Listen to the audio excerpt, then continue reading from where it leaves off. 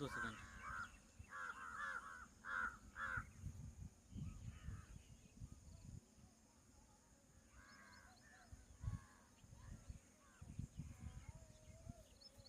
নমস্কার, আমি কৃষ্ণ পাত্র।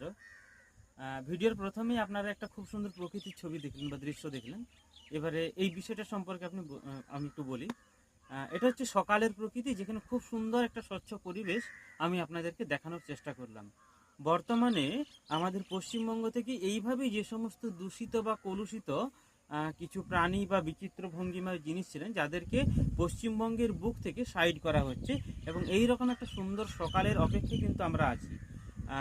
माननीय मुख्यमंत्री एकदम একটা অনুরোধে যে यहाँ का सरकार किसी का अभी लिखे कोई जिम्मेदारी नहीं है, हम लोग यहाँ किसी को नहीं रखेंगे और किसी का बोझ भी हम लोग नहीं उठाएंगे, ये जो उनका बात था, इसी बात से मतलब পশ্চিমবঙ্গের মুখ্যমন্ত্রীর এই যে বার্তা, এর ফলে সমস্ত বাংলাদেশিদের ডিটেন্ড করার কিন্তু প্রয়োজন হয়নি বা তাদেরকে ডেকে আনারও প্রয়োজন হয়নি।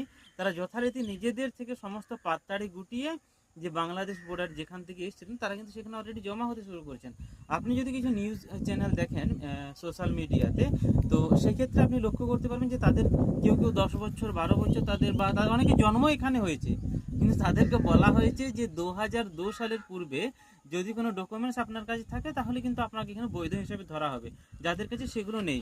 সুতরাং বর্তমান সরকার তারা কিন্তু বলেও দিচ্ছে যে পূর্বতন সরকার কিন্তু তাদেরকে সমস্ত রকম ডকুমেন্টস বা নথি, Aadhaar card, pan card, ration card, এমনকি লক্ষ্মী ভাণ্ডারেরও নাম পাওয়া গেছে। লক্ষ্মী ভাণ্ডার বলতে মনে পড়লো, পশ্চিমবঙ্গের বুকে কিন্তু কোনো ছেলেও আবার লক্ষ্মী ভাণ্ডার পাওয়া যায়। মুর্শিদাবাদের একটি কেস বর্তমানে সামনে উঠেছে। তো সুতরাং এইরকম অনেক রকম ঘটনা বা অনেক রকম বেনয় জল বা খারাপ জিনিসকে পশ্চিমবঙ্গের বুক থেকে বার করে এইরকম একটা নতুন সকালের বা নতুন সুপ্রভাতের সূচনা করার প্রয়াস তো অলরেডি আরম্ভ হয়েই গেছেন, আপনারা দেখছেন। এবারে দেখা যাক উনি কতটা আমাদেরকে সমালোচনা করার জায়গা দেন। নমস্কার।